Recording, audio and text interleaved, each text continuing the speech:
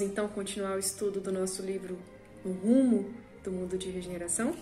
Ótimo, vamos lá então. Hoje vai ser a nossa terceira aula e nós vamos estudar os capítulos 4 e 5, tá certo? Então, sem mais delongas, vamos partir aí para o nosso estudo.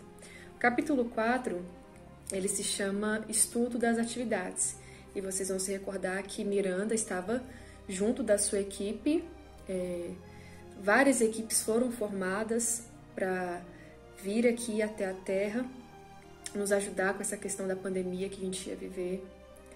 Então, o grupo de Miranda foi até um centro espírita que ia servir como se fosse de base para eles, né? Um local para eles se reunirem, para determinar as próximas ações, para refazer energias.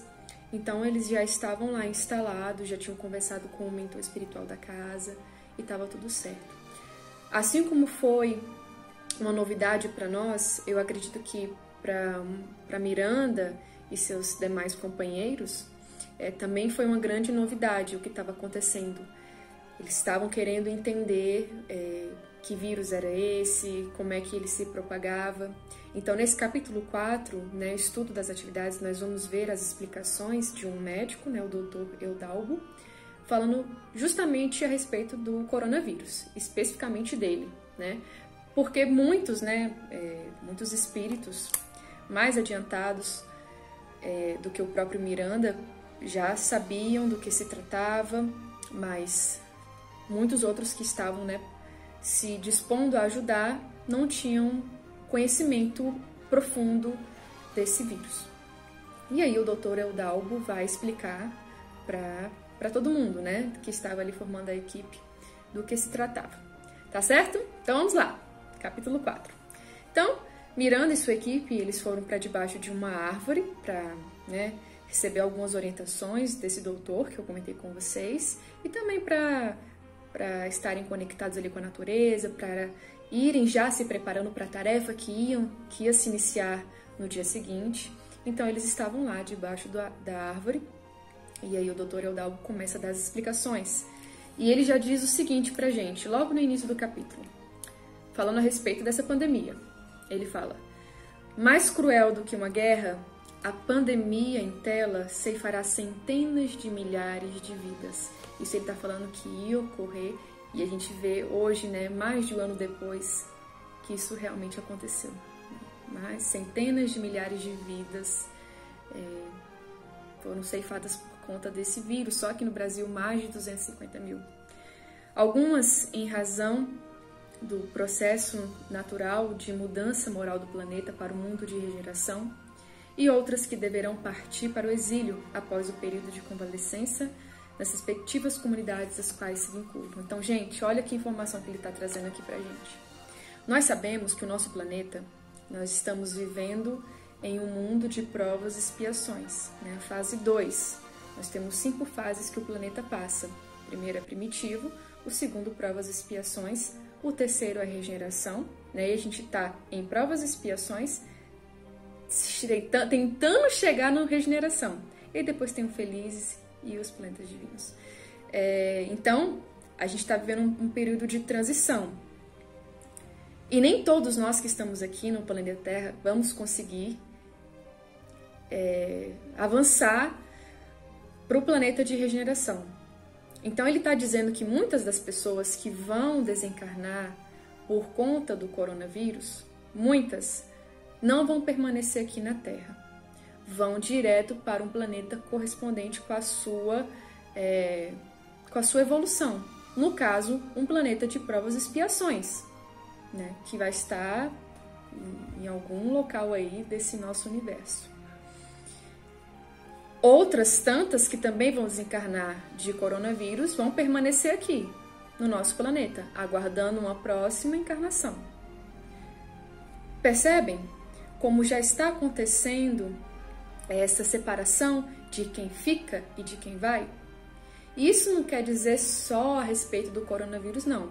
Pode ser que uma pessoa que não tem mais condição de ficar aqui no nosso planeta, porque o nosso planeta vai virar mundo de regeneração, e ela desencarna, por exemplo, de um acidente de carro, ela pode ser encaminhada também já para um outro planeta.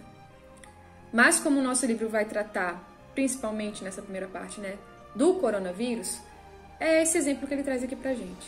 Então tem pessoas desencarnando do coronavírus que estão sendo atendidas pela espiritualidade e vão permanecer aqui no planeta, e outras que estão desencarnando do coronavírus que já estão sendo encaminhadas para outros planetas.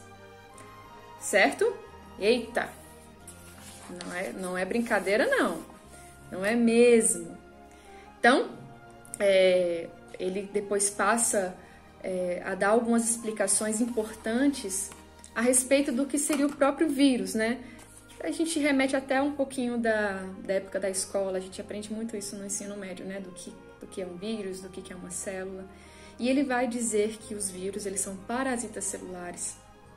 Então, ou seja, o vírus, ele precisa se encontrar com uma célula para conseguir se reproduzir. Então, ele é como se ele fosse um verdadeiro parasita. E eles se reproduzem numa velocidade impressionante, né? Os vírus, eles... quando eles conseguem entrar no organismo e atacar as células, eles se multiplicam muito rapidamente.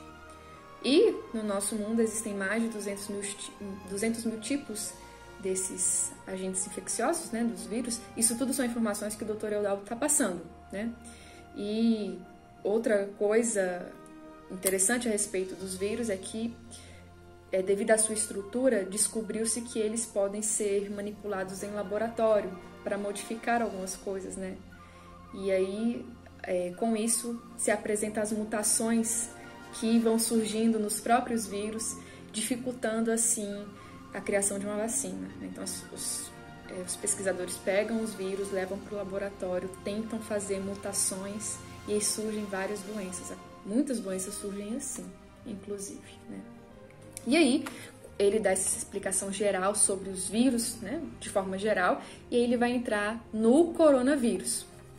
E ele vai dizer o seguinte: no caso em tela, né, o novo coronavírus, assim denominado pela sua forma de coroa, é de fácil contágio direto através das vias oral, nasal e ocular do futuro paciente. Isso aí a gente vê o tempo todo na televisão.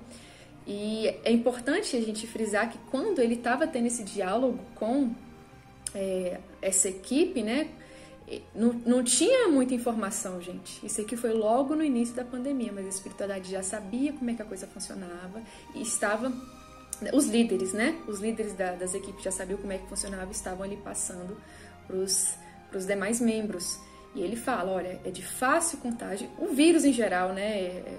As doenças virais, elas são muito contagiosas. E aí, o coronavírus, ele vai passar através das vias oral, nasal e ocular. Então, você pode... a gente acaba tossindo, acaba espirrando, e depois a gente coça o olho, né? Aperta a mão do coleguinha, e isso, ele vai passando de um para o outro, né? As investigações logo concluíram que se pode evitar a contaminação quase sempre através das mãos que recebem as partículas de espirros, tosse, contato direto, mas que lavando-se muito bem com água e sabão, complementando a higiene com álcool gel, consegue-se matá-lo. Então, a gente tem que reforçar aí a limpeza das mãos com água, sabão, álcool em gel, porque são situações que matam o vírus, né? Ele não consegue sobreviver. Então, por isso a importância, né, desse álcool gel. Eu lembro que no início da pandemia até era difícil encontrar álcool gel. Não sei se vocês chegaram a passar por isso, mas era difícil encontrar nos mercados, porque as pessoas ficaram assim desesperadas e pegavam todo o estoque de álcool. Mas água e sabão também resolve, também mata o vírus. Por isso a importância dessa limpeza constante. Evitar coçar os olhos, evitar o aperto de mão, né? Uma coisa que mudou muito nessa pandemia. A gente bate os cotovelos, dá a cena de longe, que é o ideal, mas esse contato de mão com mão e abraço são coisas que a gente teve que modificar. Alguns comportamentos nossos, simples do dia a dia, né? Um abraço. Ainda mais o povo brasileiro, que é um povo tão caloroso, né? A gente chega e abraça e conversa, e agora a gente teve que nos modificarmos, né? Por conta dessa situação nova que estava todo mundo vivendo, que estamos vivendo ainda, inclusive. Olha mais o que ele fala pra gente. Pelo fato de se levar os dedos, as mãos aos olhos, nariz, boca, ele passa para outro organismo e se adentra na corrente sanguínea, na busca da célula que o alojará, especialmente do pulmão, e prossegue na sua multiplicação incessante, levando o paciente à asfixia e à morte. Então, como ele tem uma transmissão muito fácil, essa nova cepa, inclusive, que começou lá na Inglaterra e já tem aqui no Brasil, já tem aqui no Distrito Federal, inclusive, que é de onde eu estou fazendo esse vídeo, ela tem uma propagação ainda maior do que a anterior, né? 10 vezes maior, se eu não me engano. Então, a gente acaba passando para uma outra pessoa, o vírus entra no organismo, procura uma célula, vai se reproduzindo, ataca principalmente o pulmão, e aí leva a pessoa à asfixia e à morte, né? Quando a pessoa, infelizmente, acaba desencarnando. Outras conseguem se recuperar, mas ficam com sequelas. Outras adoecem e não sentem absolutamente nada. Olha que vírus peculiar esse, né? Cada um se mostra de uma forma. Mas e aí? Quem quer arriscar? Quem quer arriscar adoecer ou passar para alguém que é da sua família? Não tem como a gente arriscar, né? Por isso que a gente tem que manter os cuidados.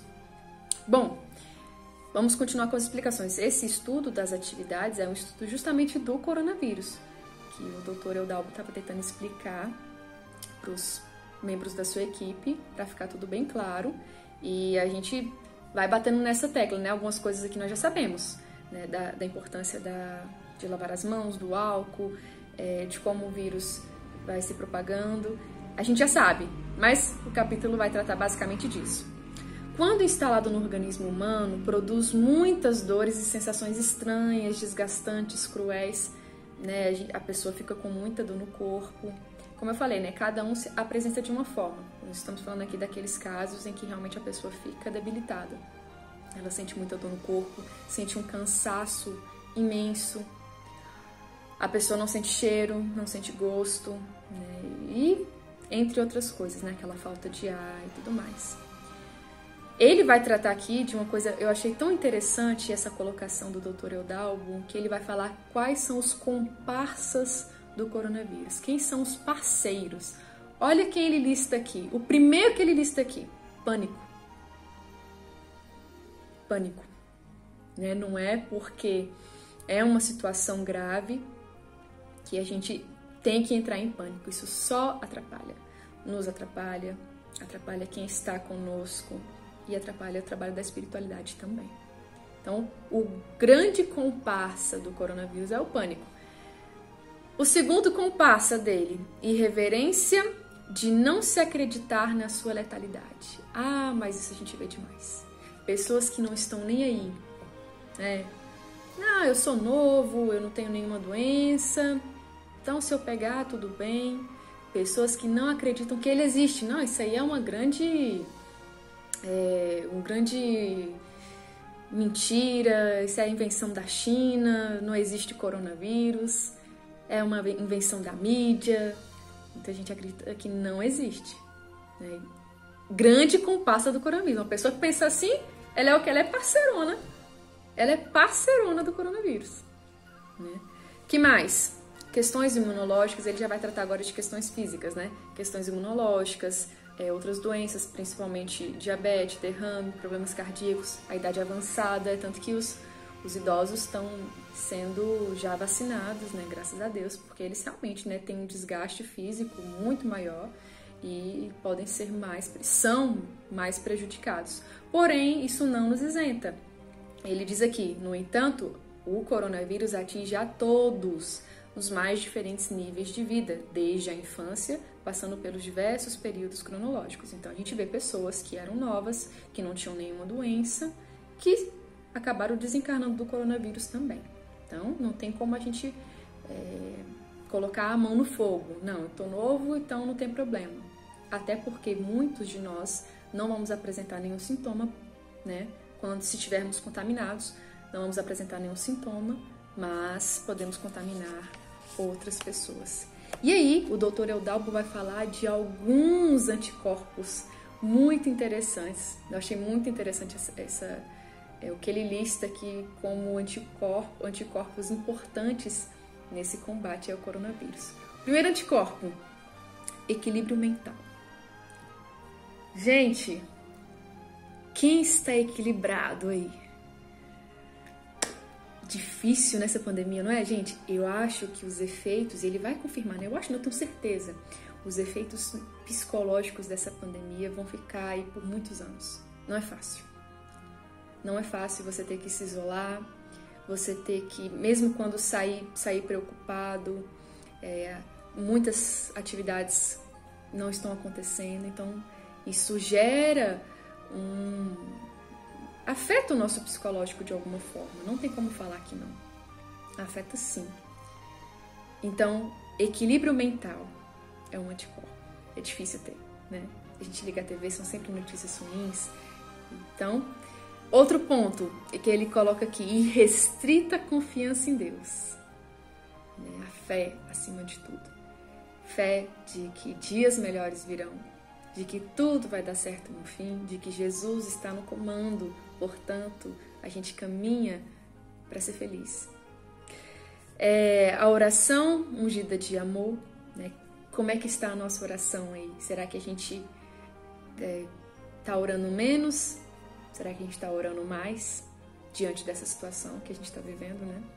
Esforços da caridade, tudo isso dão origem aos anticorpos que impedem a fácil contaminação, né? Porém, olha o que ele coloca aqui, porém, assim mesmo, ainda assim ocorrem alguns dolorosos e lamentáveis contágios, né? Médicos, enfermeiros, familiares, pessoas que estão orando, que estão em sintonia com Deus, mas acabam pegando o coronavírus, acabam desencarnando. Por quê?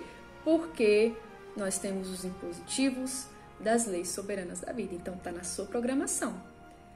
Olha, você vai desencarnar do coronavírus. Então, não tem como escapar da nossa programação espiritual, né? Quando tem que ser, A gente está vendo muito isso, né? No coronavírus. Parece que tem pessoa que fica saindo o tempo todo, vai pra balada e não adoece. Alguém está sempre em casa, de repente, né, recebe uma visita ou precisa ir ao mercado excepcionalmente e adoece e morre instantaneamente, né? A gente vê muito isso. Então, é uma doença muito peculiar, essa daí. Bom, continuando com as explicações, ele diz: lamentavelmente, as criaturas frívolas estão debatendo-se na revolta ante as injunções e regras impostas por autoridades inquietas, inseguras nas decisões corretas. Eu posso falar aqui do DF. Ontem ou antes de ontem, o governador decretou novamente lockdown. E muita gente está revoltada com isso, porque as pessoas precisam trabalhar e as coisas precisam, né, ir para a sua normalidade. E é claro que a gente entende os dois lados. O que é lamentável é precisarmos chegar a esse ponto, né, das pessoas não poderem trabalhar. Porque se logo no início, porque já tem mais de um ano isso, né? Se logo no início a gente tivesse tomado alguns cuidados, se não tivéssemos nos reunido, festas de fim de ano, certas coisas poderiam ser evitadas para não chegarmos nesse ponto de lockdown. Para as pessoas conseguirem, né, trabalhar, para as pessoas conseguirem ter o seu sustento, que é muito importante também. Agora, muitas outras frívolas, rebeldes, muito jovens, que não se preocupam com nada, continuam indo para barzinho e para suas festinhas, e isso vai contaminando mais e mais pessoas, ao ponto de não, tem que ser lockdown porque não tem mais UTI. É o caso do DF, não tem mais UTI, em canto nenhum. Não importa se você tem plano de saúde, se você tem dinheiro, não tem UTI para ninguém. Né? Em contrapartida, tem pessoas preocupadas com seus empregos, porque precisam colocar o pão na mesa, porque têm filhos. Olha que ponto a gente chegou, complicadíssimo. Faltou a gente ter discernimento e bom senso lá atrás. Faltou ter essa noção quando convidados para uma festa, para uma farra, entre outras situações, né? Eu tô me incluindo aqui, né, falando nós, mas, gente, eu não tô participando de nenhuma festinha, tá? Não estou indo pra barzinho, nem nada assim, não. Podem ficar despreocupados. Essa aqui que vos fala tá tomando os cuidados, sim. Né? Bom, à medida, porém, que haja a queda da infecção no seu auge, temos que pensar nas consequências quando se normaliza a situação. Com certeza, não mais teremos dias semelhantes aos passados. Novos comportamentos serão necessários. Gente, quando tudo voltar ao normal, nada será do mesmo jeito. É preciso que a gente mude, que novos comportamentos sejam a regra de todos nós. É preciso ter essa mudança de hábitos. Os dias que vão vir após esse caos, não vai ser da mesma forma, gente. Não vai ser. Como eu falei aqui já, até os efeitos psicológicos disso que nós estamos vivendo vão ser graves. Nós estamos tendo aí uma grande oportunidade de nos modificarmos. De lá na frente, quando nós fomos perguntados pelos nossos amigos espirituais, e aí, como é que você se comportou em 2020? A gente tem a chance de responder: eu me tornei uma pessoa melhor, ou eu me tornei uma pessoa pior. Porque nós vamos mostrar o que está prevalecendo em nosso coração. Uma situação dessa, em que é a pressão de todos os lados, em que a gente vive no limite, porque é assim, gente, dentro de casa, todos os familiares convivendo o tempo todo, não pode ter um momento de lazer, né? Todo mundo vivendo no limite. E aí, como é que eu vou me mostrar? Como é que você se comportou na pandemia? Você se tornou uma pessoa melhor ou pior? A sua máscara caiu ou você permaneceu aquela pessoa que você era? É o que cada um vai ser perguntado. Não vai ter como a gente fugir da resposta, né? E eu fico na expectativa de todos nós nos tornarmos melhores, né? Estamos aqui para isso, né? Aprendendo juntos. Tá certo? Muito bem, esse foi o nosso capítulo 4, estudo das atividades. Vamos lá para o capítulo 5, esclarecimentos oportunos. E aí, você tá sentado? Quem estiver em pé, às vezes a gente assiste a aula lavando uma louça, né? Fazendo alguma coisa assim. Quem estiver em pé, senta, porque esse capítulo, as emoções são fortes. Quem já leu sabe do que eu tô falando, né? E acontece tanta coisa. É um capítulo um pouquinho mais longo, mas eu vou tentar falar tudo que é importante e essencial para vocês, né? Porque se a gente fosse entrar cada parágrafo, tem uma informação importante aqui nesse capítulo. Mas bom, vamos ao que interessa. Capítulo 5, esclarecimentos oportunos. No capítulo anterior, eu esqueci de falar para vocês que depois dos esclarecimentos do Dr. Eudalbo, eles fazem uma prece para poder encerrar as atividades, e uma médium que se chama Malvina, que era uma médium daquele centro onde eles estavam lá sendo recebidos, né? Ela era uma médium de lá. Então ela estava junto deles, ela estava em espírito, né? Quando a gente dorme, o nosso espírito ele se retira e vai para onde a gente quiser, né? Claro, compatível com a nossa vibração. Então ela estava lá junto deles. E ela canta uma música, ela canta Ave Maria, para encerrar as atividades. Então. Muito bem, então esse capítulo é dedicado quase que exclusivamente para falar dessa médium, a médium Malvina, que estava lá, novamente, em espírito, né? Estava lá em espírito com eles. Então, gente, o que acontece? Vamos saber um pouquinho de quem é essa pessoa, a Malvina. Logo no início do capítulo, o Miranda vai dar alguns esclarecimentos oportunos a respeito da história dela. Ele vai destacar a existência dela no século XVIII, quando ela foi uma literata francesa, brilhante para a época, e que, entre outras coisas, se interessava muito pela Revolução, e era casada com o Duque X, né? E eles estavam juntos e em certo dia estavam na Catedral de Notre Dame saindo de uma missa quando ela foi surpreendida com vários perseguidores que pegaram o seu esposo e imediatamente decapitaram ele. E aí começaram a persegui-la também, ela fez uma fuga assim completamente desorientada e aí ela resolve se jogar da ponte Marie, né, sob as águas do rio Sena. Lá em 4 de abril de 1792, ela comete suicídio, ela tem um momento de pânico e se mata. E, claro, né, desencarnou, sofreu bastante, porque o suicídio a gente sabe que sofre muito, e teve que reencarnou com várias limitações físicas e teve existências assim complicadas, aí desencarnava, reencarnava.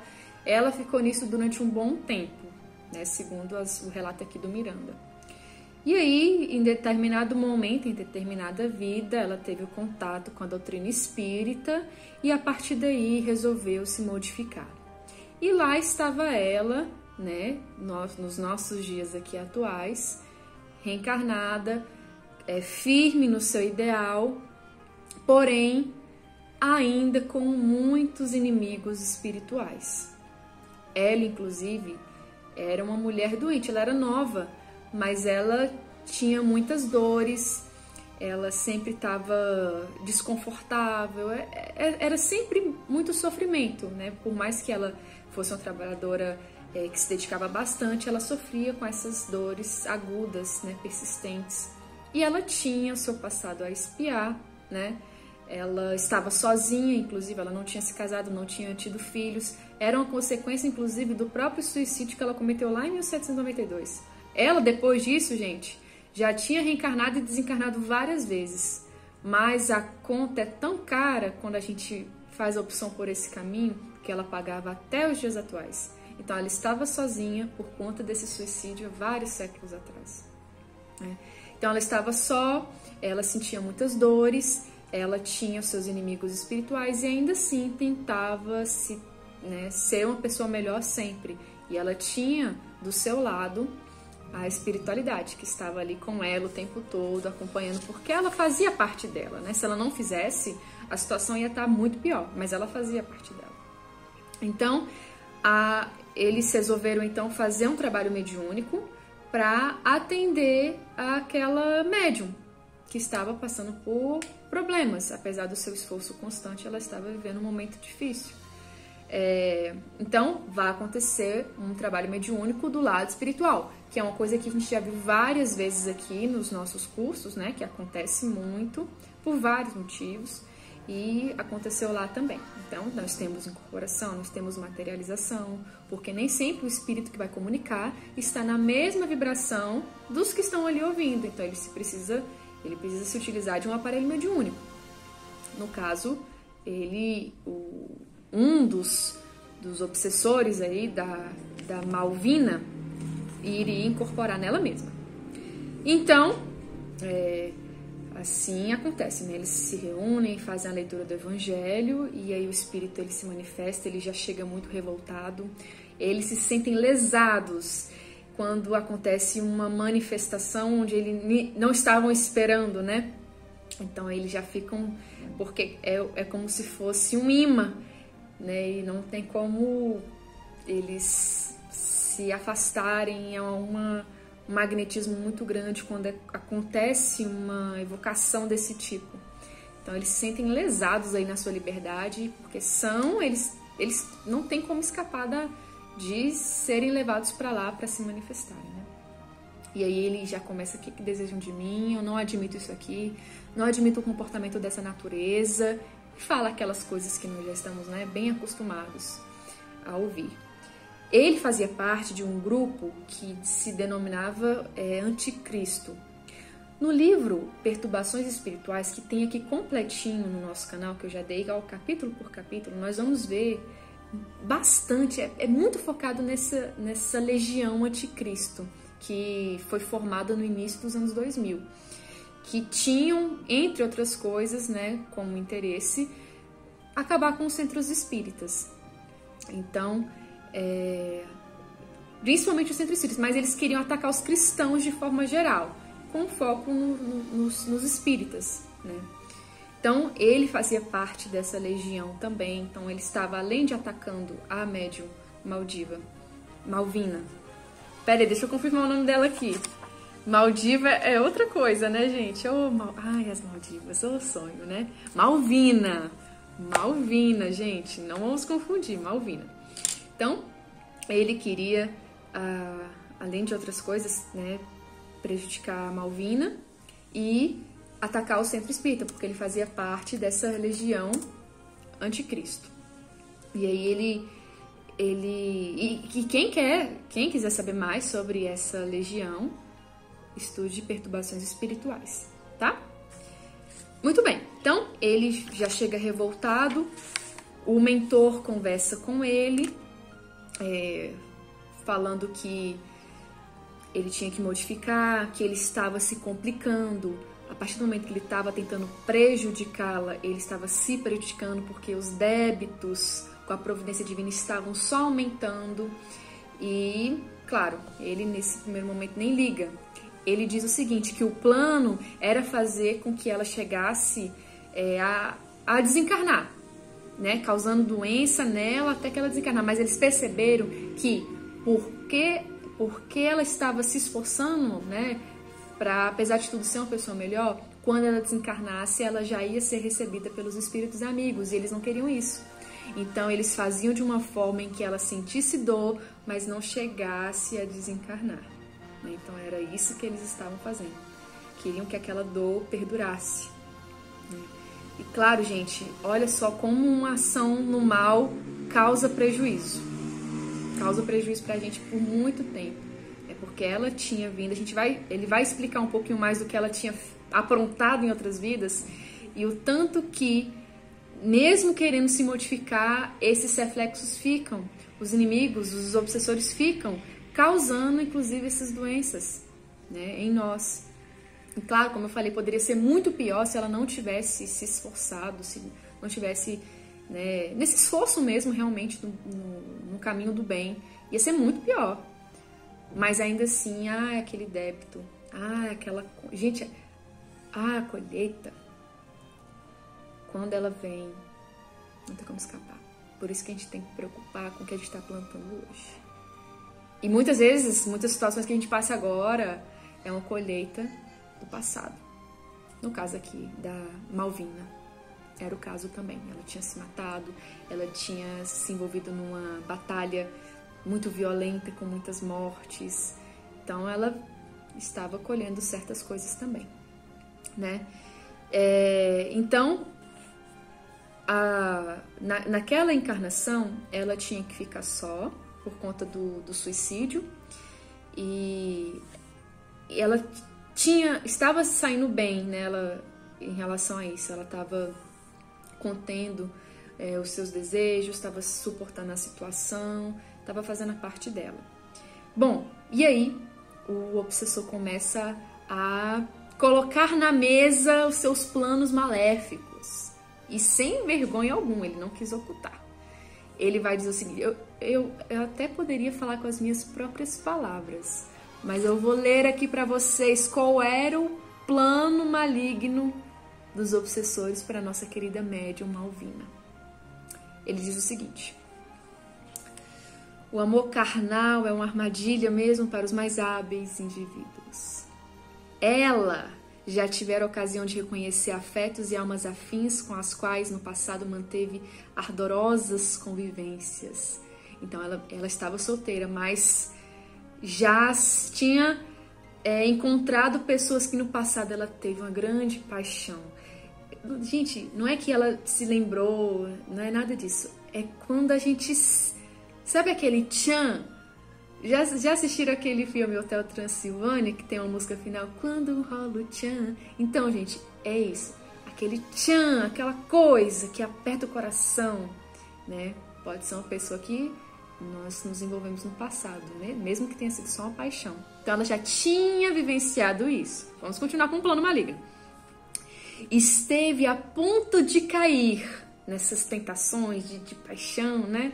Porém, inspirada pelo seu pai Francisco, resolveu a solidão pessoal. Ela sentia em seu íntimo que era dessa maneira que ela deveria se comportar. Ela tinha que ficar sozinha, né? Então, mesmo algumas vezes quase decaindo, ela foi mais forte. Ela tinha a espiritualidade do seu lado e conseguiu resistir. Agora, porém, esgotada pela doença, reencontra o espírito querido. Quem, gente? O Duque. E sonha com algo impossível, receber-lhe o amor. Então, gente, o Duque estava reencarnado também, junto com ela. E eles, né, rolou aquele tchan, né? Ela, depois de tantos anos, encontrou com ele. E ela vem sonhando com isso, de ter o seu amor. Seria uma dádiva de felicidade, mas ele, o gozador, depois de uma juventude, né, de sexo servil e mundano, encontra-se casado, e muito bem casado. E ela sofre, né, porque sabe que ele está comprometido, ele é casado, e ela tem um sentimento por ele, né, de outras vidas. Ela sofre, e ele, o que ele faz? Ele a identifica, anima com palavras de, sabe, promessas. A gente vai ficar juntos, eu vou deixar minha esposa. E depois faz o quê? Despreza ela. E vem fazendo isso, ó. Recebendo e dando carícia a outra. E é porque ele estava inspirado por esses obsessores, mas era a forma dele ser também. Então ele fazia isso. Prometia, não... nós vamos ficar juntos, e depois desprezava e dava carícia para outra. E ela gente, ele tava matando ela na unha. Tava acabando com ela, e ela já tava toda doente. Bom, e o que os obsessores faziam? Eles estavam estimulando-a com cenas e ânsias de prazer, colocando coisas na cabeça dela. Se imagina com ele, olha que cena, olha que coisa prazerosa ia ser vocês dois, nesse clima quente. E isso estava gerando nela uma grande perturbação. Ela não estava tendo sossego, né? Toda hora aquele pensamento, toda hora. Arrancando-a dos pensamentos que nos inibem e atormentamos com uma libido que ainda se encontra em plena efervescência. Ela tinha ainda, né? Ela era nova, como eu já falei, ela tinha essa vontade, muitas vezes esse desejo de ir, de dar esse passo na vida dela, né? O sexo reprimido é perverso, levando-a ao desânimo e à falta de objetivo humano, sofrendo a solidão física e emocional. Então ela estava ela estava sentindo a necessidade de se envolver com alguém, e ela queria que fosse ele é casado, e estava vivendo esse grande conflito. E aí o que eles faziam? Olha o relato, isso é tudo plano maligno deles. Aproveitamos o seu estado emocional aturdido e mesclamos nossos fluidos com seu reumatismo orgânico. Era o que ela tinha um reumatismo bem agudo. Aplicando, através da telepatia muito bem direcionada, golpes físicos dilacerantes. A nossa questão é até quando a infame resistirá. Então ela, que reencontra o seu amor do passado, isso gera um desequilíbrio, ela baixa a guarda, eles conseguem entrar, gerar pensamentos ainda mais desequilibrados, e conseguem agir através do reumatismo que ela tinha, causando dores dilacerantes. Percebem o plano? Olha como eles são detalhistas, né? Terrível. Como se não bastasse. Tipo assim, acabou? Não acabou. Eles queriam que as pessoas do centro desconfiassem da doença dela. Foram plantando a descrença para acharem que é um exagero. E muitos invigilantes, né, caíram nessa também. E diziam assim: qual é a doença dela hoje? Todo dia temos um capítulo diferente na novela do falso sofrimento. Falava-se isso pelos corredores. E isso atingia ela também, ela sabia. Porque o Espírito diz que quando a gente vê uma ferida aberta ou algo assim, é mais fácil de acreditar, mas ela não tinha. Era uma ferida muito emocional também, né? O emocional agravava a situação, além do próprio reumatismo que ela tinha. Então, todo mundo achava que era um exagero, que ela era nova e tudo mais. E era isso. Era essa situação. E aí o mentor, conversando com esse obsessor, disse: mas o que aconteceu na história de vocês dois para você estar com esse ódio dela hoje? O que aconteceu? E aí? ele vai explicar pra gente. Porém, para nossa aula não ficar muito longa, vou cortar o capítulo 5 em 2. Eu tô vendo aqui que o horário já deu. Quando passa de 30 minutos, fica cansativo, né? A gente tende a não prestar mais atenção. Então vamos fazer o seguinte, vamos parar aqui. E, gente, o restante é bom demais. O porquê que ele... Gente, a cena que vai acontecer em seguida é de dar medo. Na próxima aula, não assista de noite. Porque dá um pouquinho de medo. Tá? Eu sou espírita, mas eu tenho um pouco de medo de espírito. Não sei se eu já falei isso pra vocês, né? Por que esse ódio da nossa querida Malvina? Tem a explicação e a gente vai acompanhar na próxima aula. Próxima aula a gente termina de estudar o capítulo 5, vai pro capítulo 6 e quem sabe o 7 também, tá bom? Vai depender do tamanho dos capítulos. Então, qualquer dúvida me procurem, estou sempre à disposição de vocês. Continuem estudando a doutrina espírita, porque é bom demais, né? Até a próxima, se Deus quiser.